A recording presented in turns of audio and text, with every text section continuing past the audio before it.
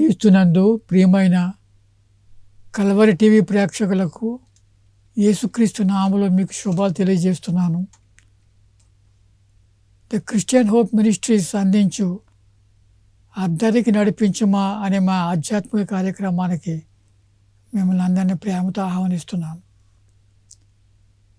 దేవుడు యొక్క కార్యక్రమాలు కొనసాగుటకు కృప చూపిస్తూ సహాయం చేస్తున్నాడు. దేవునికి స్తుతులు స్తోత్రాలు. ఈ టీవీ కార్యక్రమం గురించి మీరు ప్రార్థించండి, ఆ విధంగా సహకరించండి. ఈరోజు మన ధ్యానాంశం విశ్వాసులు దేవుని మూలముగా పుట్టినవారు.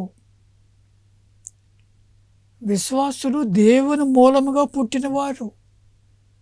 దేవుని ప్రజలు, దేవుని భక్తులు, ఆయన శిష్యులు వారందరూ కూడా దేవుని మూలముగా పుట్టినవారు. 1 యోహాను 3:9 ఒక గంభీరమైన సత్యం తెలియజేస్తున్నాడు యోహాను భక్తుడు. 1 యోహాను 3:9 దేవుని మూలముగా పుట్టిన ప్రతి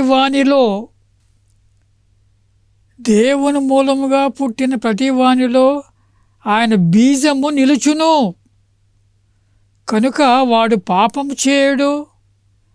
వాడు దేవుని మూలముగా పుట్టినవాడు కనుక పాపము చేయజాలడు. ఎంత గంభీరమైన సత్యం తెలియజేస్తున్నాడు.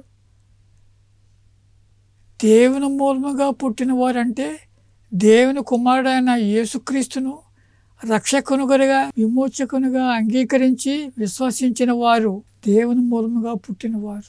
క్రీస్తు ద్వారా రక్షణ పొందినవారు, పరిశుద్ధాత్మ అనే వరాన్ని పొందినవారు, యేసుక్రీస్తు నామములో బాప్తిసం పొందినవారు, వారందరూ కూడా దేవుని మూలముగా పుట్టినవారు. వారిలో ఇక్కడ చెప్తున్నాడు దేవుని బీజము నిలుచును. బీజము, సీడ్. ఆ బీజం వలన మనము క్రమేణీ దేవ స్వభావంలోకి ఎదుగుటకు తోడ్పడుతుంది. ప్రియమైన స్నేహితులారా, ఆ బీజము మనం ఎప్పుడు కూడా మర్చిపోకూడదు, మరువకూడదు, నిర్లక్ష్యం చేయకూడదు. దేవాది దేవుడైన యెహోవా ఆ సృష్టి ఆరంభంలో ఒక గంభీరమైన సత్యాన్ని బయలుపరిచాడు. ఆదికాండం 1వ అధ్యాయం 11వ వచనంలో ఈ మాట ఉన్నది. దేవుడు గడ్డిని, విత్తనములిచ్చు చెట్లను భూమి మీద తమ తమ జాతి ప్రకారము తమలో విత్తనములు గల ఫలమిచ్చు ఫలవృక్షములను భూమి మొలిపించునుగాకని పలుకగా ఆ ప్రకారమాయను. ఆయన మాట సెలవిచ్చాడు. ఆ సృష్టి ఆరంభంలో గడ్డి, విత్తనములిచ్చు చెట్లు అవి తమ తమ జాతి ప్రకారము తమలో విత్తనములు గల ఫలమిచ్చు ఫలవృక్షములను భూమి మొలిపించునుగాకని పలకగా ఆ ప్రకారం ఆయను. అంటే మామిడి చెట్టు విత్తనం వేస్తే మామిడి చెట్టే వస్తుంది. ఒక మామిడి చెట్టు అది పుల్లకాయలు కాసే జాతి అయితే ఆ విత్తనం వేస్తే పుల్లకాయలు కాసే చెట్టే వస్తుంది. మందార మొక్క వేస్తే మందార మొక్క వస్తుంది. మల్లెపూల చెట్టు వేస్తే మల్లెపూలే పూస్తాయి. ఆ విధంగా ఆదిలోనే ఈ సృష్టి ఆరంభంలోనే దేవుడు ఈ గొప్ప సూత్రాన్ని, లైఫ్ ప్రిన్సిపల్ ఇది, తమ తమ జాతి ప్రకారం తమలో విత్తనములు గల ఫలమిచ్చు ఫలవృక్షములను భూమి మొలిపించుగాక. కొన్ని మామిడి పళ్ళు తీయగా ఉంటాయి, బంగినపల్లి వెరైటీ అయితే ఆ విత్తనం వేస్తే ఆ తీయని పళ్ళే వస్తాయి. అదే రీతిలో ప్రియమైన స్నేహితులారా, మనము దేవుని మూలముగా పుట్టిన వారం కనుక దేవుని బీజము మనలో నిలుస్తుంది కనుక మనము ఆ దేవ స్వభావాన్ని, ఆ దేవ సుగుణాలను మనము ఈ యొక్క లోకంలో ప్రదర్శిస్తూ ముందుకు సాగాలి అని దేవుని వాక్యం తెలియజేస్తుంది. క్రీస్తుని నమ్ముకున్నామని చెప్తే సరిపోదు. ఇతరులు నీలో క్రీస్తుని చూస్తున్నారా? ఆత్మఫలాలు నేను కలిగి ఉన్నానని చెప్పుకోవడం కాదు. అవి ఆత్మఫలాలు. ఆ 9 సుగుణాలు పొందాలంటే ముందు ఆత్మ కలిగి ఉండాలి మనం. ఆ ఆత్మ పరిశుద్ధాత్మ ఆత్మ కలిగి ఉండాలి మనం. అదేవిధంగా ఆత్మ వరాలు పొందాలంటే ఆ ఆత్మను మనం కలిగి ఉండాలి మనలో.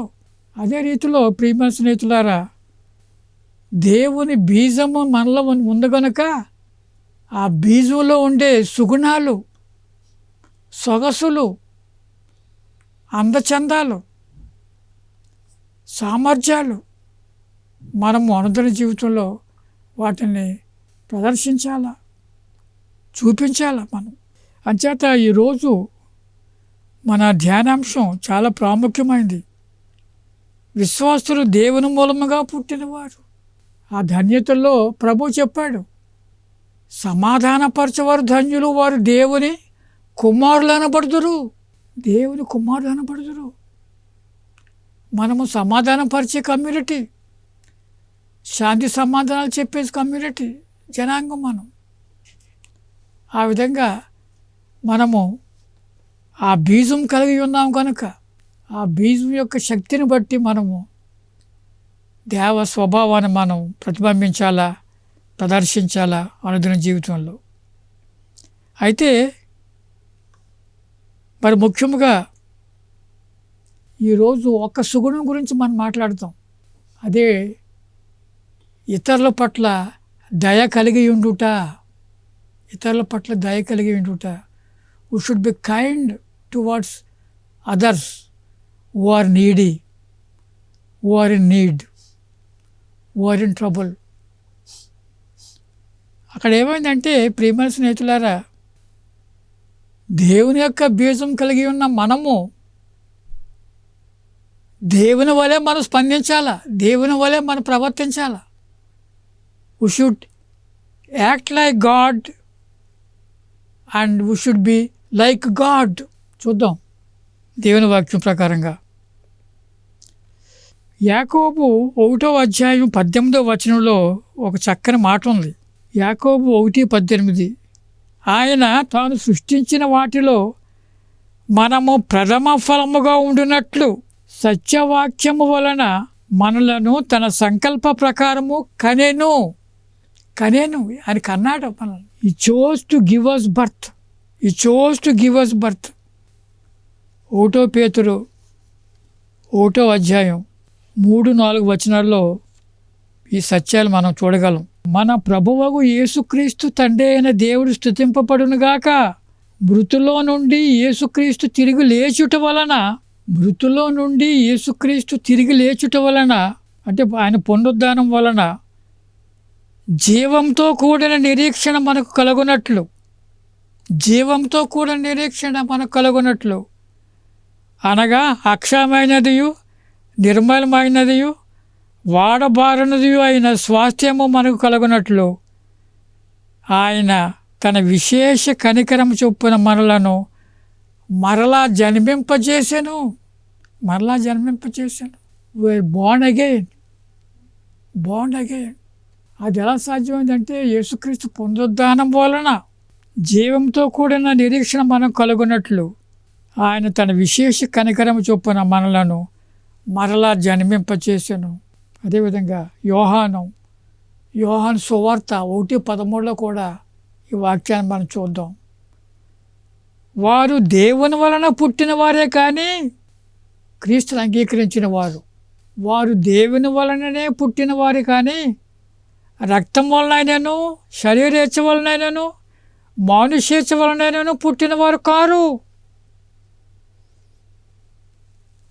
పౌలు భక్తుడు కూడా 2 కొరింథీ 5:17 కాగా ఎవడైనానో క్రీస్తునందు ఉన్న యెడల వాడు నూతన సృష్టి, పాతవి గతించెను, ఇదిగో క్రొత్తవాయను. పాతవి గతించెనంటే ఆ పాత స్వభావం, ప్రాచీన స్వభావం, పాత మనస్తత్వం ఇవన్నీ కూడా గతించిపోయాయి. ఇప్పుడు మనం న్యూ క్రియేషన్, నూతన సృష్టి. ఆ విధంగా ప్రియమైన స్నేహితులారా, క్రీస్తును నమ్ముకున్నవారు క్రీస్తు యొక్క మనస్తత్వం కలిగి జీవించాలి. క్రీస్తు ఏ విధంగా అయితే దీన మనసు ధరించుకున్నాడో అదే రీతిలో మనం దీన మనసు ధరించుకొని ఉండాలి. క్రీస్తు ఏ విధంగా అయితే ఇతరుల పట్ల దయ చూపాడో మనం కూడా ఇతరుల పట్ల దయ చూపాలి. కొన్ని ఉదాహరణలు మనం తీసుకుందాం మన ధ్యానంలో. మొదటిది ప్రభు చెప్పిన ఉపమానం, అదే మంచి సమరయుని కథ, మంచి సమరయుని ఉపమానం. ఆ మంచి సమరయుడు యెరూషలేము నుండి యెరికోకు బయలుదేరుతుంటే త్రోవలో దొంగల చేతికి చిక్కాడు. వారు అతను కొట్టి తన బట్టలు తీసుకుని తన దగ్గర ఉన్న వస్తువులు తీసుకుని వెళ్ళిపోయారు. అతడు క్షతగాత్రుడికి పడి ఉన్నాడు. ఆ సమయంలో ఒక యాజకుడు వెళ్ళాడు ఆ త్రోవలో. అతని పట్ల నిర్లక్ష్యం వాయించి పక్క నుంచి వెళ్ళిపోయాడు. తర్వాత ఒక లేవీయుడు వచ్చాడు. అతడు కూడా కేర్ చేయకుండా పక్క నుంచి వెళ్ళిపోయాడు. ఒక సమరయుడు వచ్చాడు. ఆ సమరయుడు, ఆ ప్రాంతంలో సమరయుడు ఎవరు కూడా ఎంత కష్టంలో ఉన్నా వారు వాళ్ళ దగ్గరికి వెళ్ళకూడదు. ఎందుకంటే వారు తక్కువ జాతి మనుషులు సమరయులు ఆ రోజుల్లో. అయినప్పటికీ సమరయుడు అతని మీద జాలిపడి దయ కలిగి అతని దగ్గరికి వెళ్ళి పరామర్శించి అతని గాయాలకి నూనె రాసి కట్టి తాను వాహనం మీద ఎక్కించుకుని, ఆ క్షతగాత్రుడు ఈ సమరయుడికి బంధువేం కాదు, స్నేహితుడేం కాదు, కష్టంలో ఉన్న ఒక పొరుగువాడు, ఇబ్బందిలో ఉన్న ఒక ఇతరుడు. అతను వాహనం మీద ఎక్కించుకొని పూటకోళ్ళ ఇంటి వాళ్ళు తీసుకువెళ్ళాడు. అక్కడ చేర్చాడు. ఆ పూటకోళ్ళ యజమానికి కొంత ధనం ఇచ్చి, ఇతను జాగ్రత్త చూసుకో, నువ్వేమైనా ఎక్కువ ఖర్చు పెడితే నేను మళ్ళీ వచ్చినప్పుడు నీకు మళ్ళీ చెల్లించేస్తానని. చూడండి ఎంత ఆ దయకి, అదే నిజంగా చెప్పాలంటే అందులో ఎంత లోతైన దయ చూపించాడు అతను ఆ సమరయుడు.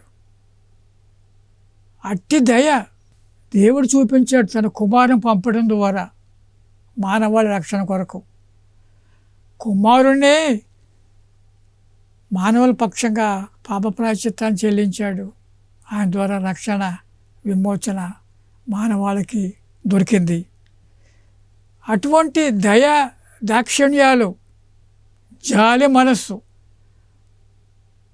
మనం చూపించాలని దేవుని వాక్యం హెచ్చరిస్తుంది.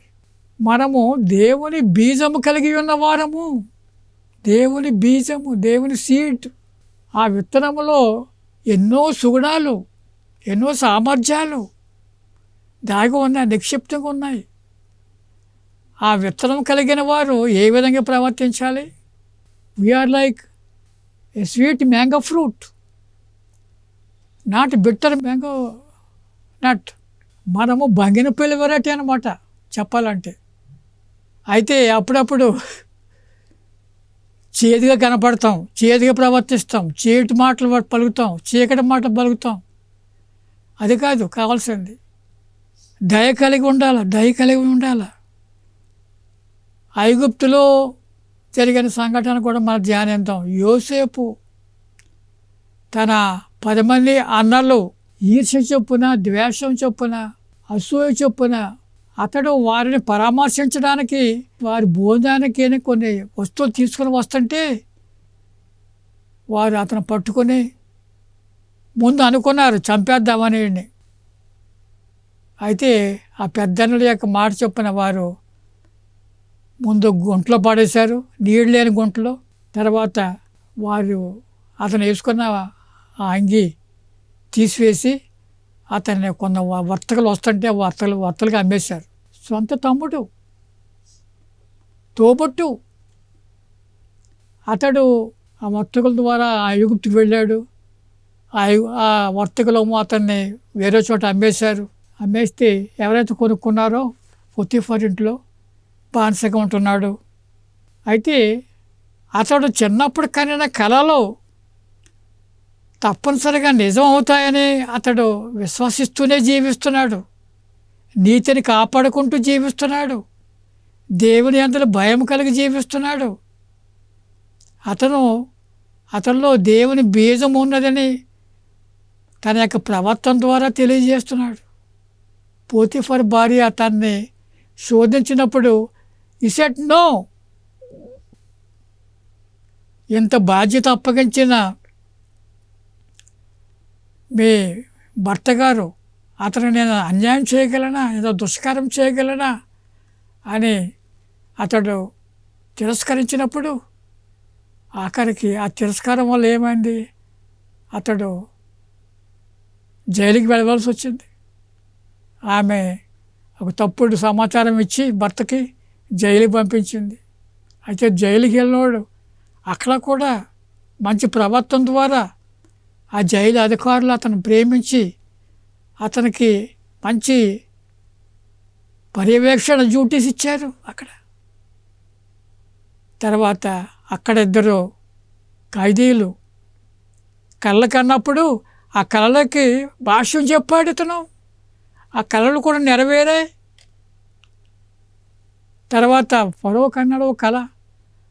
ఆ కళకి ఎవరు కూడా అర్థం చెప్పకపోతే యూసఫే వచ్చి చెప్తే అప్పుడు ఆ రాజు యూసఫ్ని ఆ దేశానికి ప్రధానమంత్రిగా చేశాడు. తర్వాత యూసఫ్ యొక్క మంచితనం వల్ల తన తండ్రిని తన అన్నదమ్ములందరిని కూడా పిలిపించుకున్నాడు. ఐగుప్తు చూడండి ఎంత మంచి మనసు, ఎంత దయగల హృదయం. అయితే యాకోబు వృద్ధాప్యంలో మరణిస్తాడు. మరణిస్తే సమాధి అయిపోయింది. ఈ 10 మంది సహోదరులకి భయం పట్టుకుంది.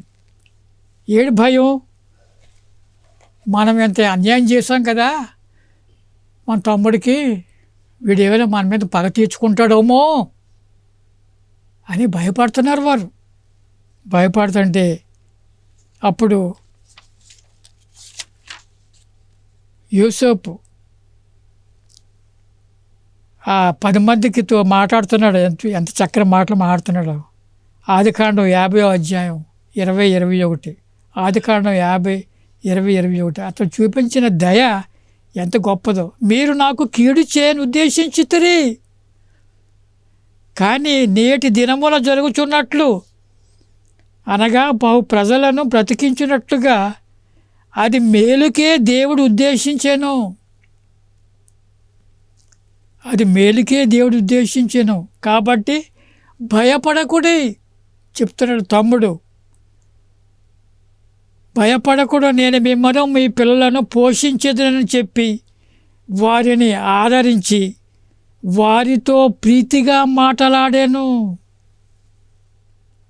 ఎవరైతే తను చంపడానికి ప్రయత్నించారో, నీరు లేని గోతులో పడేశారో, ఎవరైతే వస్తువులకు అమ్మేశారో వాళ్ళని ఎంతగా ప్రేమించాడు. ఐగుప్తు రప్పించుకున్నాడు. వారికి మంచి ఆస్తిపాస్తులు ఇచ్చాడు. ఇప్పుడు చెప్తున్నాడు తండ్రి చనిపోయిన తర్వాత మీరు భయపడకూడదు, నేను మిమ్మల్ని పోషించేదాను అని వారితో ప్రీతిగా మాట్లాడాను. ఆ విధంగా ప్రియమైన స్నేహితులారా, మనం కూడా అనుదిన జీవితంలో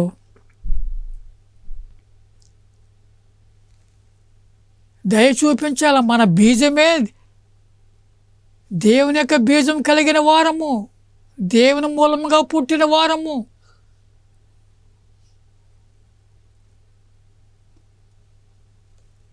ఆ విధంగా ప్రియమైన స్నేహితులారా, మన యొక్క ప్రవర్తనలో, నడవడిలో, నడతలో చాలా జాగ్రత్తగా ఉండాలి. రూతు గురించి రూతు పట్ల బోయజు ఎలా ప్రవర్తించాడో చూస్తే ఆ మాటలు మనం చదవాలి, ధ్యానించాలి. రూతు 2వ అధ్యాయం 15-16. బోయజ్ అంటున్నాడు, ఆమె తన అత్తతో వచ్చేసింది. వచ్చిన వెంటనే అది కోతకాలం అని నేను పరగ ఏరుకు వస్తాను అత్తమ్మ అని వెళ్ళి ఏరుకుంటుంది. ఏరుకుంటుంటే ఎక్కడైతే ఏరుకుంటుందో ఆ భూములు బోయజువి. బోయజు మాట్లాడుతున్నాడు. ఆమె ఏరుకొనుటకు లేచినప్పుడు బోయజు ఆమె పనల మధ్యను ఏరుకొనవచ్చును. ఆమె నవమానపరచకుడి మరియు ఆమె కొరకు పిడికేళ్ళు పడవేసి. చూడండి ఎంత దయ చూపిస్తున్నాడు ఆమె పట్ల. He knows she is the daughter of Naomi. Naomi is related to Boaz. He knows that Ruth is a widow. అయినప్పటికీ ఆమె పట్ల ఎంత దయ చూపిస్తున్నాడు. ఆమె కొరకు పిడికేళ్ళు పడవేసి ఆమె ఏరుకున్నట్లు విడిచిపెట్టుడి. ఆమెను గద్దింపవద్దని తన దాసులకు ఆజ్ఞాపించాను. ఎంత దయ! ప్రియమైన స్నేహితులారా, అనుదిన జీవితంలో మనకు అటువంటి సిచ్యువేషన్స్ ఎన్నో మనం ఎదుర్కొంటాం. ఆ సమయాల్లో మనం మన శక్తికి మించి శక్తి వంచన లేకుండా దయ చూపించడం మనం బద్ధులై ఉన్నామని దేవుని వాక్యం తెలియజేస్తుంది. రూత్ తర్వాత దావీదు కూడా. సౌలు దావీదును తరుముతున్నాడు చంపేయడానికే. ఒకరోజు తన నివాసంలోనే అతడు ఒక ఇన్స్ట్రుమెంట్ వాయిస్తుంటే ఆ సమయంలో ఆ ఇన్స్ట్రుమెంట్ ఎందుకు వాయిస్తున్నాడంటే తన యజమానికి శాంతి కావాలని. అప్పుడే తను ఒక ఈటెను తీసి చంపేయడానికి ప్రయత్నించాడు, కానీ దావీదు తప్పుకున్నాడు. తర్వాత తరిమాడు దావీదు. తర్వాత ఏమైంది? యుద్ధంలో దావీదు, సౌలు, తన కొడుకైన యోనాతాను ఇద్దరు కూడా చనిపోతారు. చనిపోయిన తర్వాత దేవుడు దావీదును రాజుగా అభిషేకిస్తాడు. అభిషేకించిన తర్వాత అతడు దావీదులో ఉన్న దయ బయటకు వస్తుంది, పొంగు పొరులుతుంది దయ. ఎవరి పట్ల? సౌలు యొక్క వంశంలో ఎవరైనా ఉన్నారా, బతుకున్నారా? ఎందుకంటే యోనాతాను దావీదు ఇద్దరు మంచి స్నేహితులు. వారు యోనాతానికి సంతానం ఎవరు ఉన్నారా అని వాకప్ చేస్తే సమాచారం వచ్చింది, అతనికి ఒక కుంటుకాళ్ళు కలిగిన ఒక కొడుకు ఉన్నాడని. రప్పించండి అన్నాడు. ఈ wanted to help this family.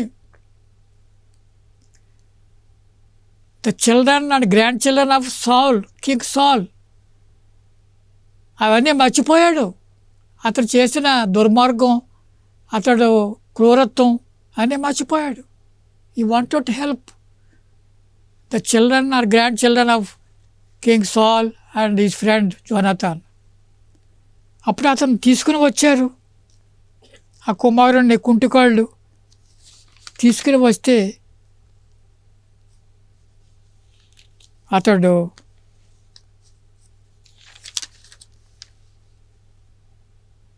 చక్కని మాటలు ఉన్నాయి. చూడండి 2వ సమూయేలు 9:3 చక్కని మాట ఉంది. ప్రియమైన స్నేహితులారా, 2వ సమూయేలు 9:3